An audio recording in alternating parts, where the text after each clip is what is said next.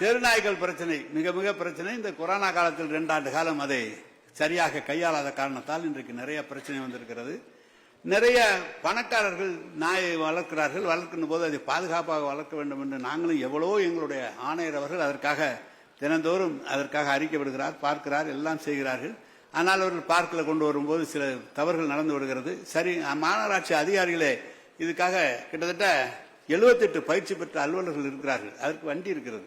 அது என்ன செய்யணும், நாயை பிடிச்சி அது கருத்தடை பண்ணி அதை கொண்டு 3 நாளைக்கு பாதுகாத்து அதே இடத்துல திருப்பி கொண்டு வந்து விடணும். அப்படி விடலன்னா அவனுக்கு 5 ஆண்டு ஜெயிலுன்னு போடுறாங்க.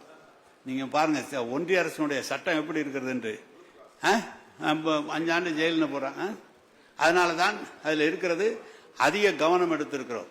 இன்னும் அலுவலர்களை வைத்து அந்த நாய்களை கட்டுப்படுத்தி கருத்தடை செய்து நாய்களுக்கு கருத்தடை செய்து பெருகாமல் பார்த்து கொண்டு மக்களிடம் பாதுகாக்கிற பணியை துறை நிச்சயமாக எடுக்கும் என்பதையும் தெரிவித்துக் கொள்கிறேன். அதே போல மாடுகள் அதிக இடத்துல பாதிக்கப்படுவது. மாடுகள் ஒரு பக்கம் நீங்க நங்கநல்லூர் போய் நம்ம இவரோட போயிருந்தேன், நம்ம அன்பரசோடு மாடுகள் வேண்டாம் என்று என்றால் சொல்கிறார்கள். அந்த மாடு வருகிற போது அகத்திக்கீரை கொடுக்கிறார்கள். அவர்கள் ரெண்டையும் அவருக்கு தேவை. அவரு மதச்சார்பற்ற கொடுக்கிறார்கள். நாங்கள் அதுக்காக முதல் தடவை பிடிச்சா 5000, 2வது தடவை பிடிச்சா 10,000 இருக்குது. இந்த தடவை சொல்ல 3வது தடவை பிடிச்சா பறிமுதல் சென்று ஏலம் விடுறான்னு சொல்லியிருக்கோம். அதுக்கான சட்டம் வரும். எனவே அதுக்கான நடவடிக்கைகளை முழுமையாக துறை எடுத்துக்கொண்டிருக்கிறது என்பதை நான் தெரிவித்துக் கொள்கிறேன்.